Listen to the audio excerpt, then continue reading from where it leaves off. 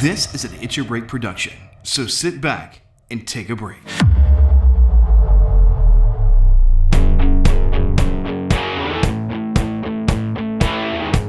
Welcome to It's Your Break. Hi, I'm Jonathan Mertz, and coming up on today's episode, we're focused around sound. And not just any sound, the sound that comes out of speakers. And not just any speakers, guitar speakers. It's all coming up next as we speak tone on It's Your Break. It's Your Break will return right after this. Subscribe to the It's Your Break podcast on Apple Podcasts, Google Podcasts, Spotify, Amazon Music, Audible, YouTube, and iHeartRadio.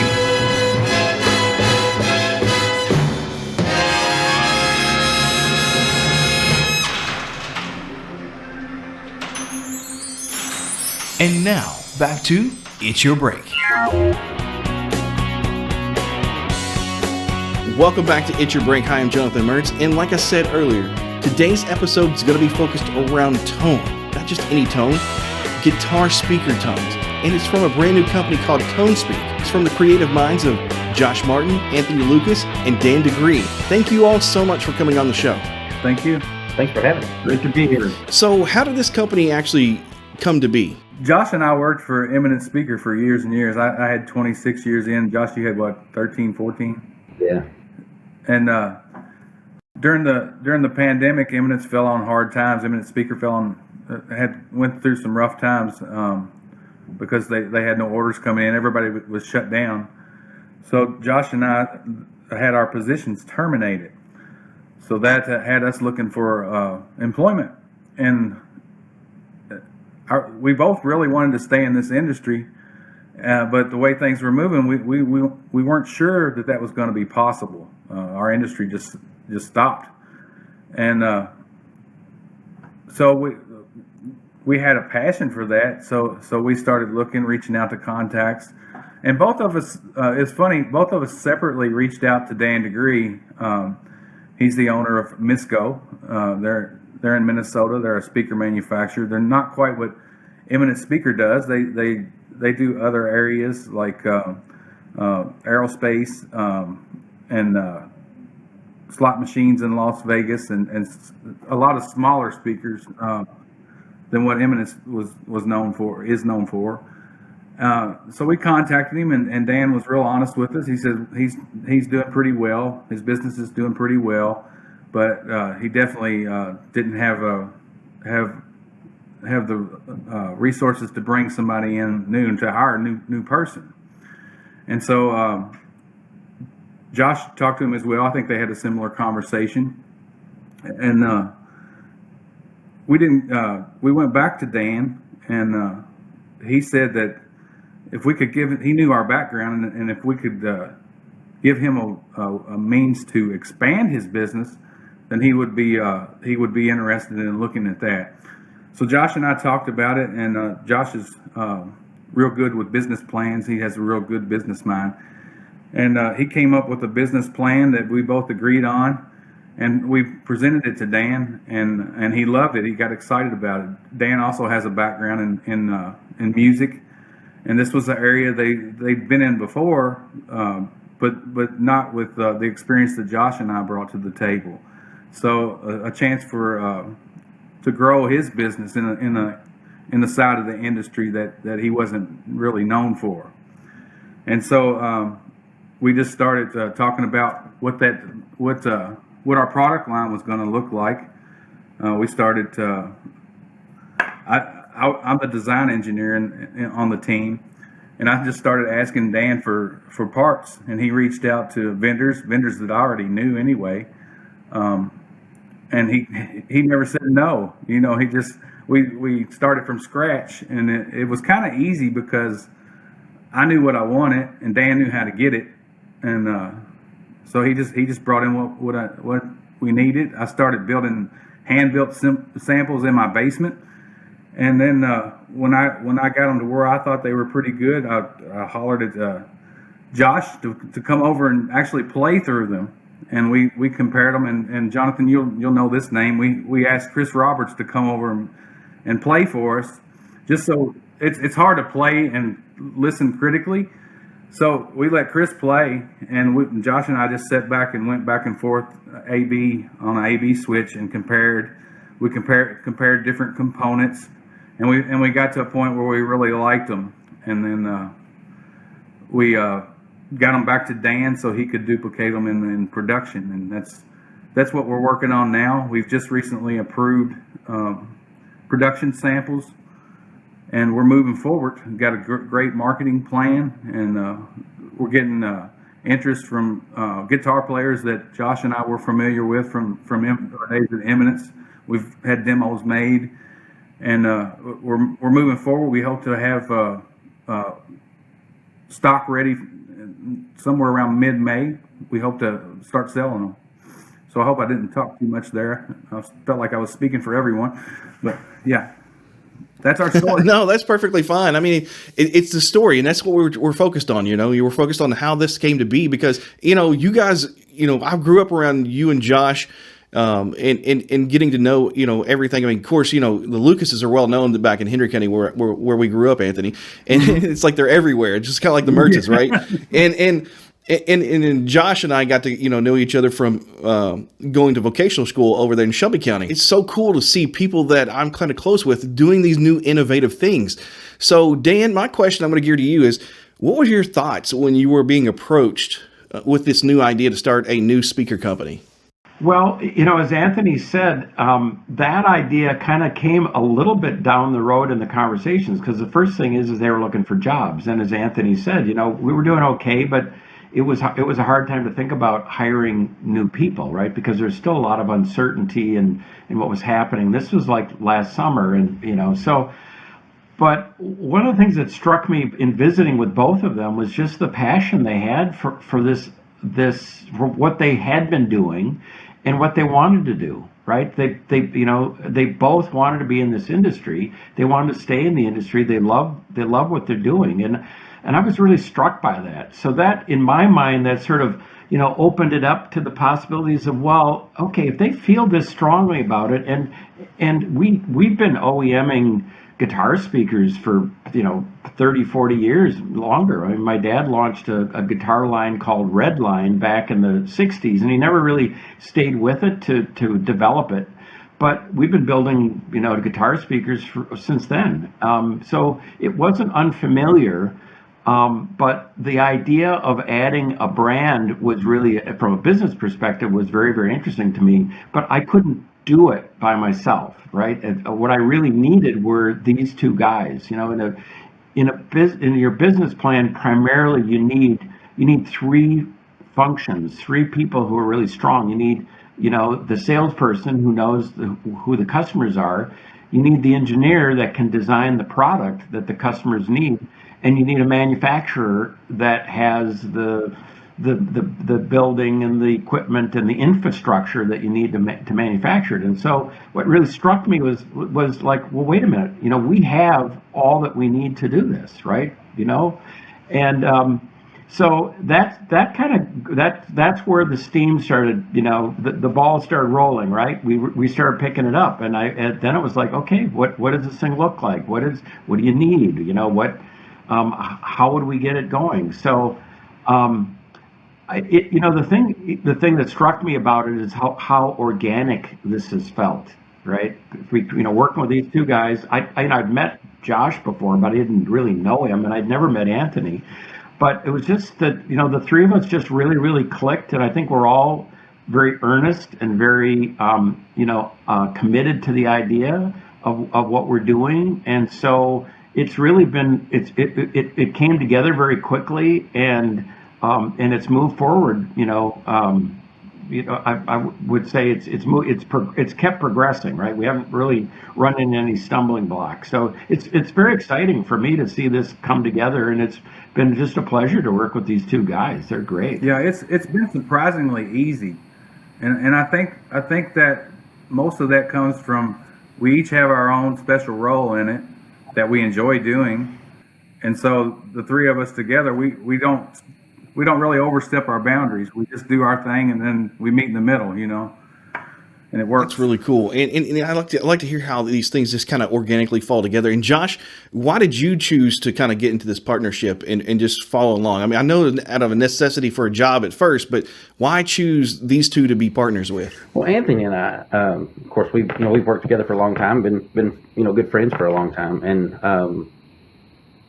for me, the musical instrument market is just it's the place where I spend my time when I wasn't working. It was not just a thing that I did while I was at work. I would go home, at night on the weekends, and I'm playing with speakers and, building things and doing all of that as well. So it was more than just a job kind of thing. It's really about a passion. And Anthony, I've watched him from our time at Eminence. I've watched people send him a speaker and ask him to do certain things to those speakers to get a certain response. He hasn't defied physics, but almost defied physics a few times with getting, these sounds. And I think how does this guy, take something that people have given him and be able to tweak and manipulate the components in such a way to get exactly what they're looking for, So it's so working with Anthony on that stuff is just kind of a no-brainer for me. There's we would tease him about this, and we would say he would always get a big head when we would say this, but there really are very, very few people in the world. Look at him smile right now. There's just very few people in the world that can do what he's doing, and that's not an overstatement. It's the truth. There's just not many people who can do that. So the speakers that we've designed that have come out with the brand. Once you hear them, it's evident that we've got the right guy designing the speakers. Josh told me that, of course, he's always played Eminence because that's what he sold. That's where he worked, and he told me this was the challenge up front. You have to make me a speaker that I like better than the one I'm using from Eminence.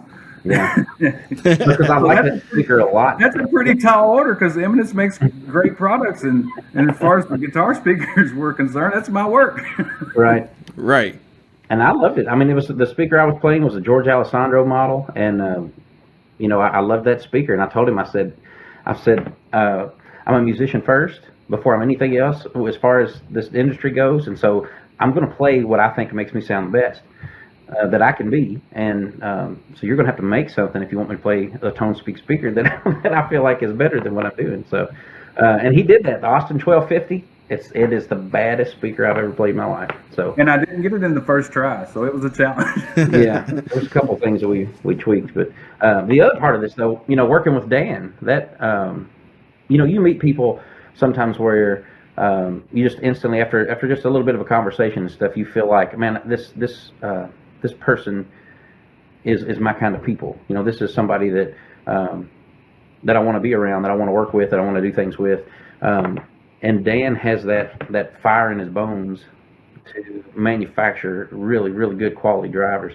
And Misco has, on top of that in and of itself is enough for me, but on top of that, Misco has the best test and measurement and analysis equipment of any speaker manufacturer that I know of, and certainly in the U.S. It's ridiculous the kind of things that they can do when it comes to the science end of designing loudspeakers and all the analysis.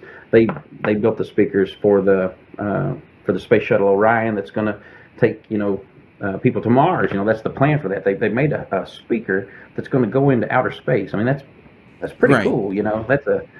It's a thing that I like to think about and get excited about. That is a fascinating point, because when you think about, the aerospace thing and you hear about, the space itself as a vacuum, I guess all the reverb and all the sound that you have to go off of has to come acoustically from that shuttle.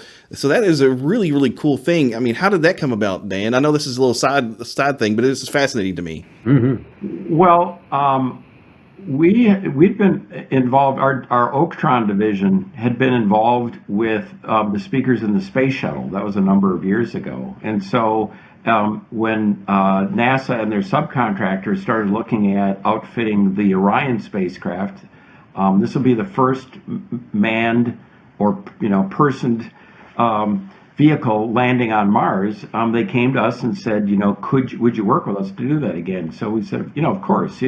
you don't make very many, because it's like, how many speakers do you need on a spacecraft and going to Mars, but it's the technical challenge that I think was so interesting for us, was because every single part in one of those speakers has to have a pedigree that goes back to, like, the thing that started, like the metal. You have to go back to the mine that metal came out of, and so there are aerospace standards, and then there are outer space standards. And outer space standards, there's a whole different realm of requirements for that. So when you do anything you do that's challenging, that's hard, makes you better, makes you smarter. You learn new things, you buy new equipment, you expand your capability, and everything we've ever done like that has done that for us. And in the Orion program really, really stretched a lot of our engineering chops, right? And the good thing for Tone Speak, of course, is if you can build a speaker that can withstand the explosion of sending a rocket into Mars, you ought to be able to build a speaker that won't get beat up by a roadie, right? So right. We're going to take some of those same concepts of durability that are forged in outer space to make sure that Tone Speak speakers can withstand the throwing the stuff into the back of the truck, and multiple gigs and stuff like that. So durability is such an important thing, especially for musicians. I mean, if you're a little, play every weekend, the little back alley bar, people, you're going to be throwing your gear back there. Sometimes you want to make sure it's going to last, and sometimes if you partake in the bar scene too in the night, you might be slopping it around and not secured it real well. So you're like going down the road later and you're like, hey, my stuff's not lasting because I'm too hard on it. But if you think that far in advance and to be that durable, that makes a big difference too. So that's kind of cool that you're pulling all these different avenues into what you all are doing. The Orion one had to withstand 4.5 Gs. So I haven't really talked about Anthony and Josh about what's the spec for guitar speakers in an amp and going into the back of a truck, right? How many Gs is that? So we should talk about that. Yeah. That's so cool, and it's weird that in a way that we're talking about this, but it's so cool to put that much importance in it. And when you guys are going from a marketing standpoint or even a development standpoint, do y'all just think about, hey, I want to make sure that we meet this qualities, in durability, as you're saying? I mean, what is your thoughts as you guys are kind of, I guess, conversing amongst each other about how this needs to come together and how it needs to be promoted? Most of the marketing ideas are Josh's, and he runs it all by us. He's so creative. He's an artist. You've heard him play instruments, Jonathan. About anything except the lap steel, he plays. He can pick up and play very well. Don't ask him to play the lap steel; it's bad. It is bad. But he's just a creative person, and I think most really talented musicians are very artistic as well. That's just goes along with it. So he has a lot of creative ideas. He looks at the world with common sense, and he picks out ideas that are going to work. He just needed somebody to listen to him, and Dan's a good listener. As long as and Josh was bragging about Dan earlier. I mean, it is wonderful to work with somebody like Dan. His personality, his passion. I mean, it all comes out in his person. I mean, look at him when he talks about his speaker factory. Right. I mean, it just pours out of him. It's interesting. You want to hear what he's got to say, and he takes that the same way too. He's a good listener. If you make sense with an idea like Josh and I presented with him, he's ready to move forward. Of course, he's a good businessman. It's got to make sense. But when he heard what we wanted to do, it's like he took in our passion, and he's like, let's go. He's a mover. So, and going back just a little bit, Josh and I had talked about wanting to do our own speaker line in the past, just with no restraint. It was where we had more ownership in the ideas and what come out. And the problem was, I'm like, Josh would bring it up more than I would, and I'm like, Josh, I'm old. I got kids, wife, pets. I can't. It takes a big capital. You have to have a magnetizer. You have to have a production line with all these tools to build. And when we found Dan, it was like the perfect marriage. Like, he already has all these things. He's got these toys. It's easy now. He's the sugar daddy. So, yeah, he's our speaker daddy.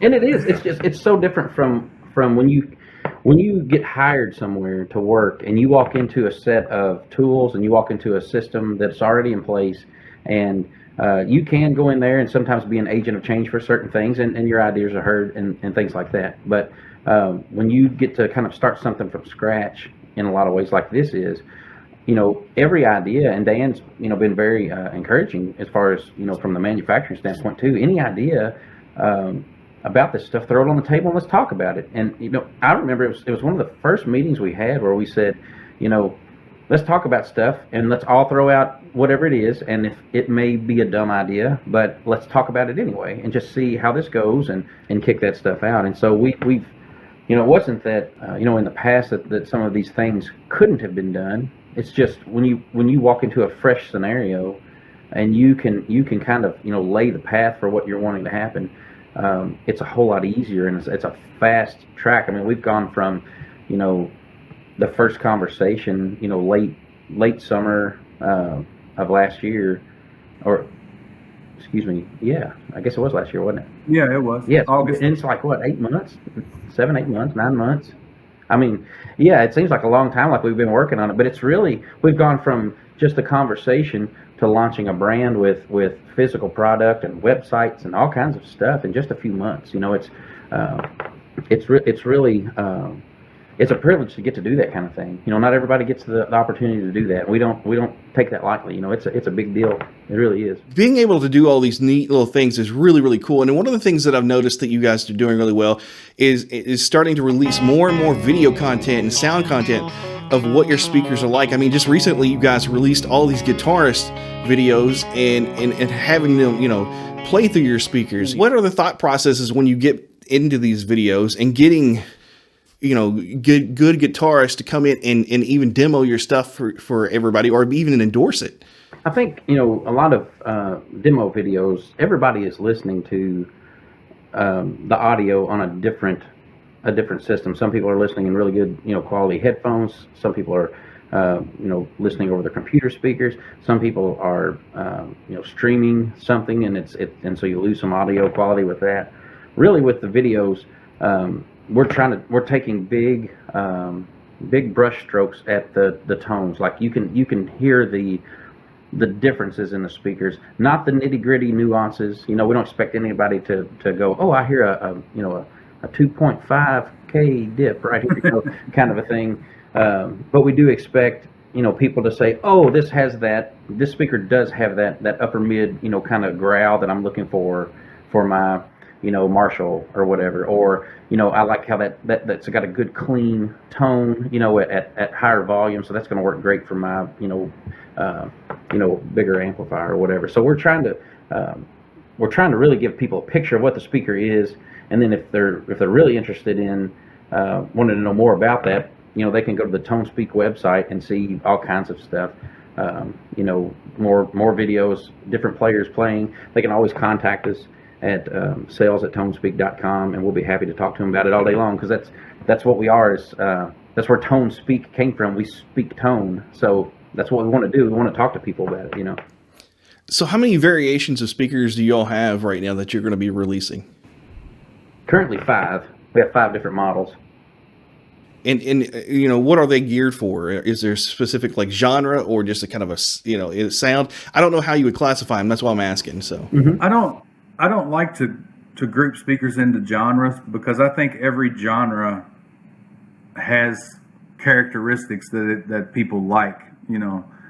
Of course the genres sound different, the way that people play, but you can have, like, for any given genre, some people want a brighter tone, some people want a warmer tone, some people want more bass, less bass. That kind of thing is what I'm talking about. So I don't like to take a speaker that creates tone and put it into a genre. But there is certain criteria you want to follow with a guitar speaker line. There's staples from the past from other manufacturers that you just can't get away from. They're benchmarks, and you kind of got to have qualities of those types of speakers. So what we did with our line is we created a couple of American voice speakers, and we created a 3 British style speakers. And what I mean by that is your American tones are synonymous with Fender style tones, guitars and amps. And usually they tend to be cleaner. They tend to be maybe a little brighter.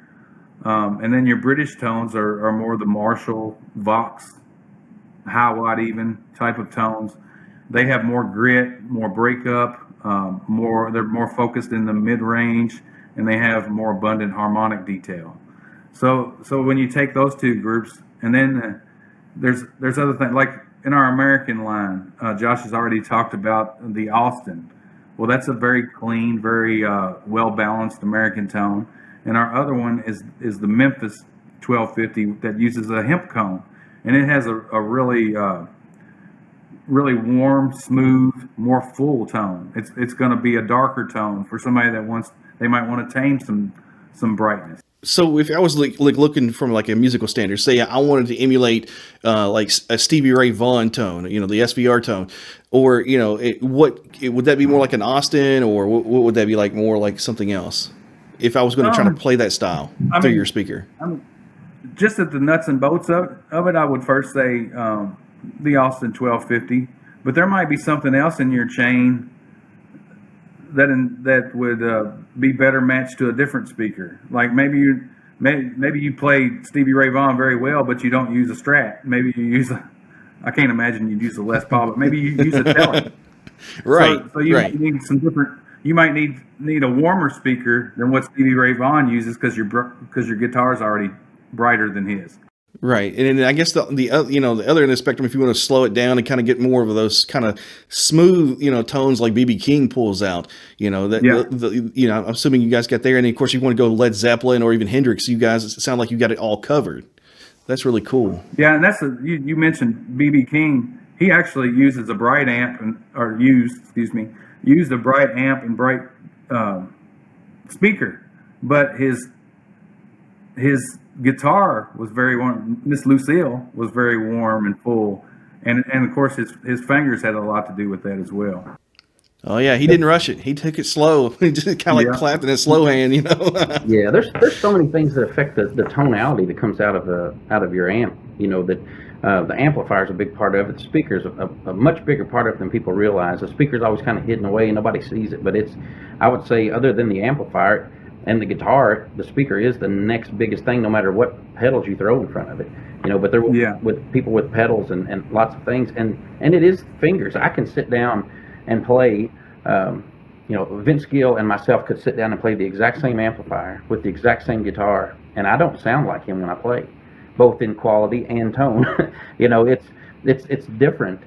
There's a tone in his fingers that I don't have in mine, and there's a tone in my fingers that he doesn't have. It's just different. It's not better or worse, but everything affects everything, and that's why we get we don't mind to tell people, okay, if you're playing 80s rock, AC/DC kind of stuff, then you want this Liverpool 1275 speaker, probably something like that, if that's what you're playing.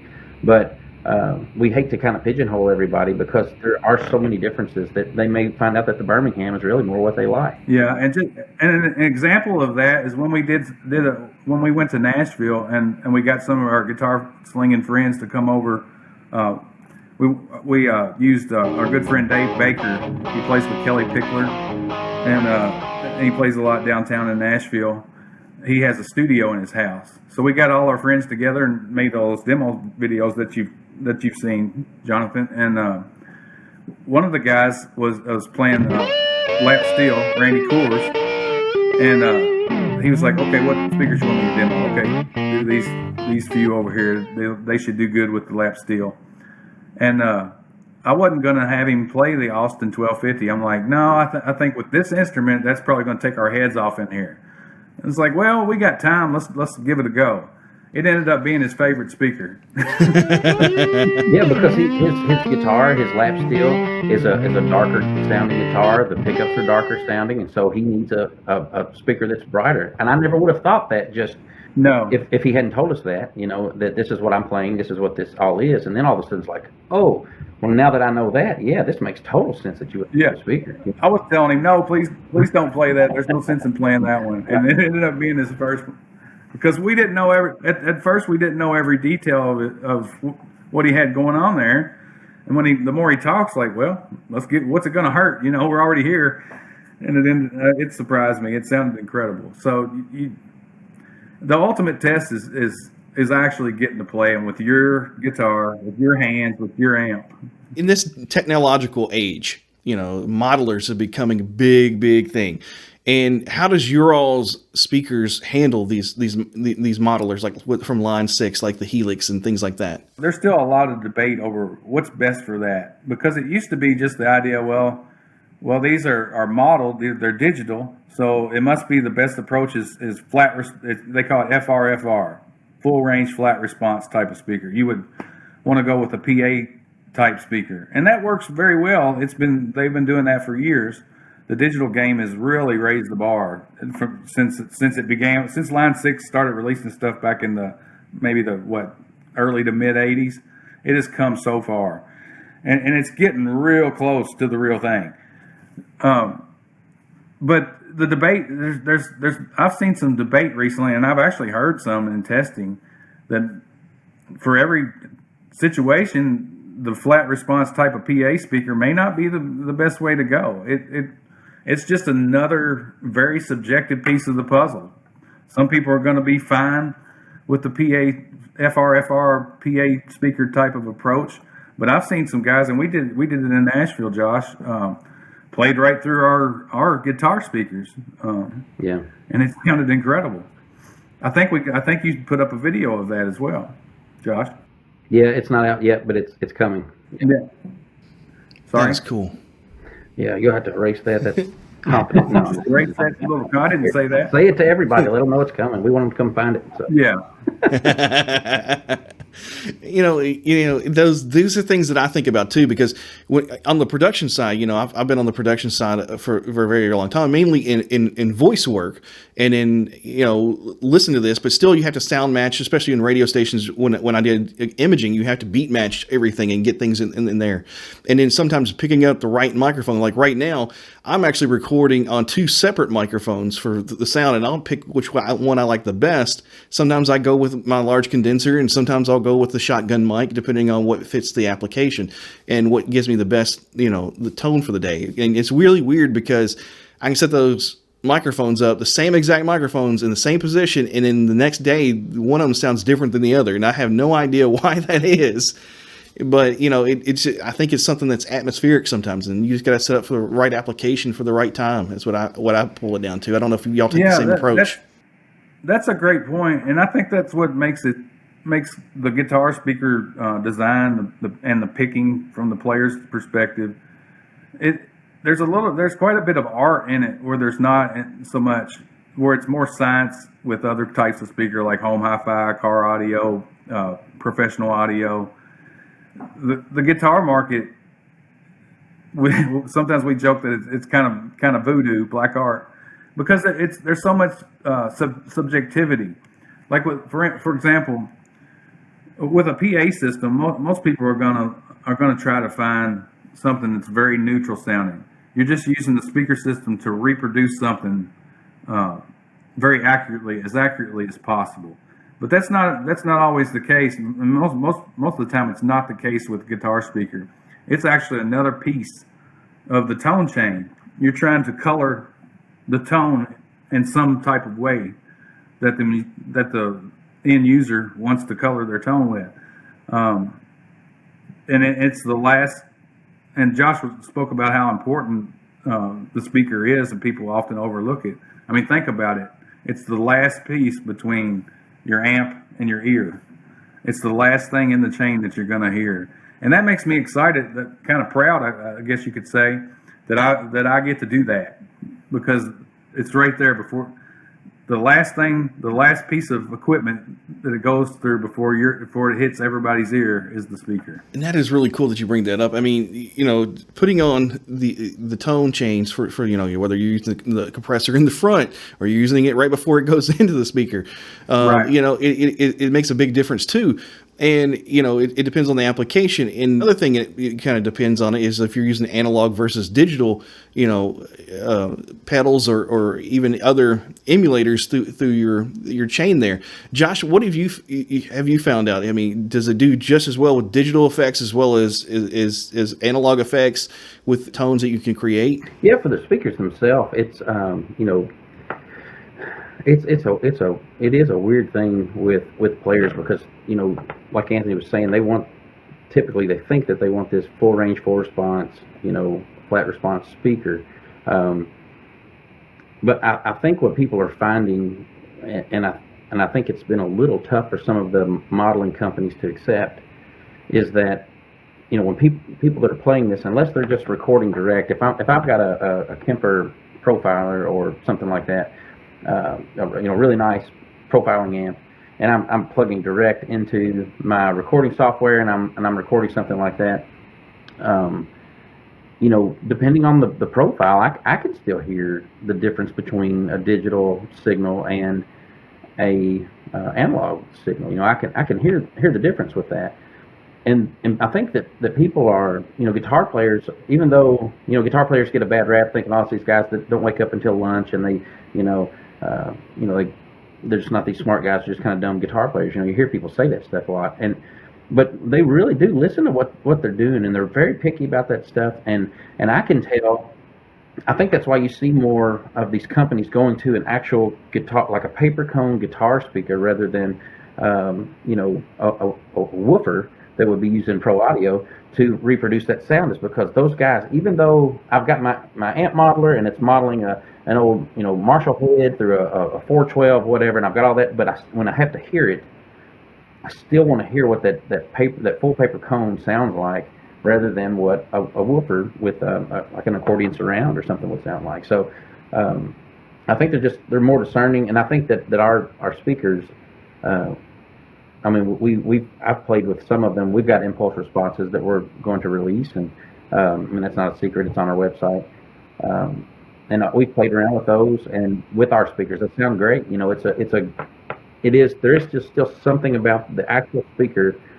and the feeling that it gives in the room, and even the way that it reacts with a microphone and hitting the diaphragm, the sound pressure level. All of that creates a feel that some people would think I'm crazy just by saying I can tell the difference, but I can tell the difference. I can. Oh no, there's like this resonance and presence that you get. I mean, it's just like when I'm using my mixing headphones from Barodynamic, versus these cheap the earbuds that I'm using for monitoring. I mean, there's no there's no comparison between what you get, in those situations, and it's there is that presence that you get.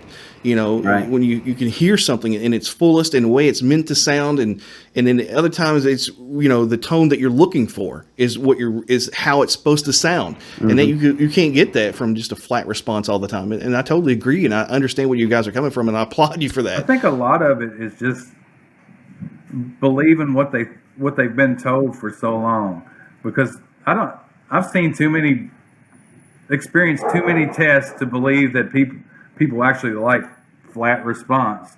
I think these people that are saying everything's got to be flat response, I want them to do the Pepsi Challenge test. I want you blindfolded. I want you to prove it to me that you like flat response, because I think they've been proven wrong. I think people are listening a lot of time with their brain instead of their ear or with their eyes. Yeah. Oh, yeah. I totally agree with that. I mean, it's just like, back in the day when you had your car out, you wanted to find the perfect speakers to give you that bass, because you didn't want a flat response. You wanted something that you could just push and get that bass out as a kid, which is funny, because nowadays, I see people that are our age, listening to kids who are doing the same thing we used to do, with some of those bass speakers, and like, daggone kids, you're gonna ruin your ears, and they're too loud. I'm like, who are you? Right. Well, in kind of a similar kind of a similar train of thought. Anthony mentioned earlier that we have this very, very extensive test and measurement lab at MISCO. And one of the things that I find very interesting is this whole thing about the sound of a loudspeaker that's used as a guitar speaker, because it is different, right? And I think was Anthony or Josh mentioned that these guitarists have these phenomenal ears. They can hear things that I never would have thought somebody could hear. People think, well, it's the audio files going into the listening rooms and 2-channel, and they're the ones that can really hear everything. It's like, oh man, these guitarists hear everything. So one of the things that we're really doing, we've got lasers for scanning cones and looking at cone breakup and all this. This is, people talk about the black art of loudspeakers and why do they sound that way, and why does that speaker sound different than that speaker? They look the same, but they don't sound the same. So we're using these tools that we have to quantify and look at what's actually happening, right? Like what is happening at that frequency with that cone. And we've got a laser scanner where we can look at the cone, how it works, when it in this breakup mode, which is, it's not a piston anymore. It's moving in parts of the cone are moving in phase and parts of the cone are moving out of phase. So we look at that and find out what's happening, but then we can also look at the profile of the cone and look at, like, well, how does the sound wave travel through the cone material itself? And I think that there's going to be a lot of things that we're going to learn by doing this that's going to benefit guitarists, because it could even come down to us helping somebody decide where do you put the microphone, right? When you mic your speaker guitar, you assume that, well, if I put it here, it really doesn't matter, but actually it might matter a lot, right? If it goes here, or it goes here, and we'll have the data to actually show musicians, guitarists, how that might impact where they do that. And that's something that nobody else, I don't think anybody's done in this industry, is really look at, we talk about the art, but now we're going to really look at the science that's behind why do guitar speakers sound the way they do. And I think that's going to be really, really fascinating to anybody who plays through those things. And to his point, I'm not sure. I think probably 75 to 80% of the guitarists, if you ask them, well, why do you put your mic there? Well, I always have, because so and so taught me. That's their best answer. It's not really a scientific, proven out answer. And it might be different for different speakers, right? Speaker A, right, you put the mic here. Speaker B, you put the mic here, right? And right. So we can actually start to guide that. And I think that's going to be really, really welcome for a musician who's always looking to optimize their tone and always looking to optimize how they sound or just change how they sound. To add on top of that, when you're talking about recording speakers, I mean, you're going to be talking about, are you going to go look for a large diaphragm condenser? Are you going to go with the regular dynamic mic? And then you're going to look at the polar patterns. You're going to go super cardio. Are you going to go ribbon mics? Are you going to go just straight cardio, or even figure eight? What is going to be working best to get the tone that you want for that recording, or even for playing out loud? I mean, those are a lot of factors that go into this that most people don't even think about. And I'm glad you guys are bringing that up. Yeah, one of the things, and I think this is super cool, because I geek out over this stuff. I love the art end of it, and also I love the science end of it. One of the things that we've been able to do, because MISCO has all of the analysis equipment that you could possibly dream of, a simple thing that we're doing that nobody else is doing is, if you go to our frequency response charts for our speakers, we have the response on axis, and then 30 degrees off axis, and 60 degrees off axis, and so. Most people are just looking for that on, most frequency response charts are on axis, and that's at 1 watt, 1 meter away kind of a thing. But for me, I think about my own band situation that I play in, and how many pieces we have in the band, what instruments are in the band, and when I play the guitar and I need to, do I need to be fuller sounding, coming through the mix, or do I need to be able to just cut through the mix, based on what everybody else is playing? And so by being able to look at that frequency response curve and know what it does when I move the microphone from here to over here, then I can apply that to my band situation and say, we've already got 2 other guys playing guitars, and a drummer and a keyboard and all of this. So I really, when it's my turn to play an electric guitar, I just need to cut through everything else. So I'm gonna be closer to on axis, than off, because according to that frequency response graph, it's going to tell me that the frequencies that are going to cut are here. I'm going to hear them better here. And so it's just the science of stuff. That's what we're hoping to bring to people. Is not just, oh, this speaker sounds good, but help people understand why. Why does that sound good, and how can you get the most out of that? And when you're, trying to record your speaker, or if you're with a big band or a three-piece band, here's how you can get the most tone, the best tone that you can out of what you're doing for the situation you're in. Yeah, and to Josh's point, the tone you sit at home and dial in playing by yourself is probably not going to be the best tone for a band situation, just because of all the overlap of the instruments and playing with other people. And then crowd ambience too, to add on top of that. So right, exactly. when they start allowing crowds to really go back full. Mm-hmm. Right. If anybody was going to try to find out where to get more information about your company, where to go, how to follow you on social media, is there anywhere they can go to get all that information? Absolutely. Yeah, you can go to tonespeak.com, and you can literally find everything about us from there. But you can go to our YouTube page, follow us there, Instagram, Facebook, Twitter, pretty much everywhere that there's social media, we're there. And but all of that stuff is on our Facebook page as well. All of the speakers, the demos are there.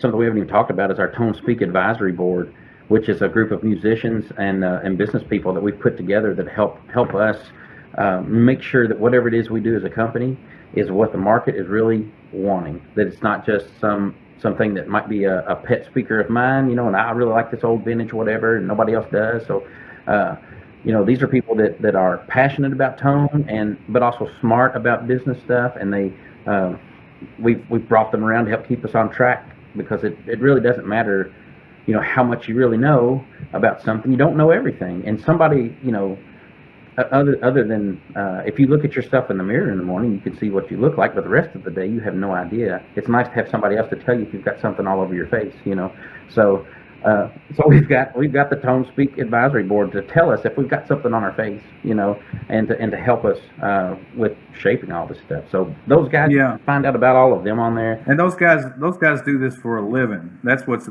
really important about it. They're proven. They know how to do it. They have good marketing minds, good business minds. They know how to promote themselves. So we want some of that. Some of that knowledge. That is really cool that you guys have this board and have thought that much into it to get, outsider input. That is really, really cool. And you don't see that a lot. There's a few companies I've seen do it, and I've been a part of some of those creativity things, especially when it comes to like a vocal mic, and doing sound. Of course, I'm going to do it for more, recording and talking and narration or even voice acting, whereas others will do it for singing. But being a part of a dynamics like that and being able to give input is really, really cool. And I'm glad to hear that you guys are going that deep into thinking. The really humbling thing about that for me, I mean, of course they're all our friends, but we're not paying them to do that. They're doing that because they were interested. They believe in what we're doing, and that they're passionate about what they do, and they want to help us because of they think what we're doing is cool. So it's voluntary. So I'm going to change things up just a little bit here, and because this got started, just within the last year, this company came together. You guys are kind of fulfilling some of your dreams and goals, and I want to know for each of you, to respond to this. What advice do you have for somebody that's just starting out and wanting to put their dreams on the front burner and actually go for it? Do you all have any advice? You're going to work most of your life. It really helps your life go smoother if you can find something that you're passionate about, something that you enjoy doing. But you also have to. You can't just go jump in with both feet off a cliff. You have to make sure, don't be afraid to chase your dream, but you have to take some steps to ensure that it's realistic. Like for Josh and I said earlier, we talked about earlier how Josh and I have kind of had this idea of having our own guitar speaker line for a long time. Well, the reality of that was that we didn't have the capital investment to make ourselves a manufacturer. But and you got to have some luck involved in that too. I don't like to say we were so lucky to be terminated, but the way life got in the way, and we ended up that way. We had to look for something, and that's when we both knew of Misco, and that was the key ingredient to what was missing in our goal, our dream. So once we had that piece, we were able to realistically follow what we were passionate about. I think the number one thing that I would tell somebody starting out is I've always been an idea guy, and I used to have a book that I would keep, and it just said think tank notes, and I would tease everybody when they'd come in the office. I'd put that book in my desk and say, you can't see that, that's where I'm taking over the world, or whatever, and tease it. And I would honestly say, write down every idea that you think might have any kind of substance to it at all, and most of them probably never will, but there'll be some that do. So keep track of that stuff, but never have such a good idea that it closes you off to listening to everybody else. Never get so biased about what you're doing that you stop listening to people. And that to me, that's been the any level of success I've ever had in anything in life has come down to just being able to stop what I think at the moment and listen to what somebody else is saying and go, is what they're saying true? Does something they say ring true with my experience in life? And confirmation bias exists in so many things. We often want to talk to people who agree with us. If you've been on social media any in the last 10 years, you know that it's all based on finding people who agree with what you think and then being loud about it. I would just encourage people, don't do that. Don't always hang out with the people that agree with everything that you do. Find the people who don't see it the same way that you do, and listen to what they're saying. I drive back and forth from Kentucky to New York. I'm 2 trips a month. And it's about 10 hours each way. And so I listen to a lot of podcasts. I listen to a lot of things. I'll put on debates. I've been listening for the last 2 months, just people debating different things, polar opposite ideas, and things that I might think a certain way or whatever, but I want to hear what they have to say, because there's a lot that you can learn if you'll just stop and listen to what people are saying, be observant. That's been the most helpful thing for my entire life, is just to stop and observe and listen, and try not to be so try not to walk into everything with such a presupposition that what I think already is right. Because what I think right now might not be right, and it's helpful to have people, who will tell you, hey, that's not how that works, or that's not going to go that way, or whatever, and be willing to go, they're probably right, and so I guess that's my advice is to listen to what other people have to say, and don't be so confirmed with your own idea that you don't listen to anyone else's. Well, that is great advice from both of you, and I would just add to that, I think that the single most important ingredient is, and I put them kind of together because I think you have to have both, and that's grit and persistence, right? The greatest ideas, everything like that, they don't go in straight lines. They zigzag, they go up, they go down. You think they're going to fail, then then the next day is better and all that, and you absolutely have to persist in your belief that you're going in the right way, and that takes grit, right? Grit is that quality to fall down and get up, and fall down and get up, and just keep going, right? It's so important in any endeavor. So I would encourage anybody to check yourself out, right? If you feel like you're a gritty person and you are prone to being persistent, chances of your success are greater than if you're somebody who gets discouraged more easily and wants to that's kind of hard. That didn't work out. Okay, boom, I'm done, right?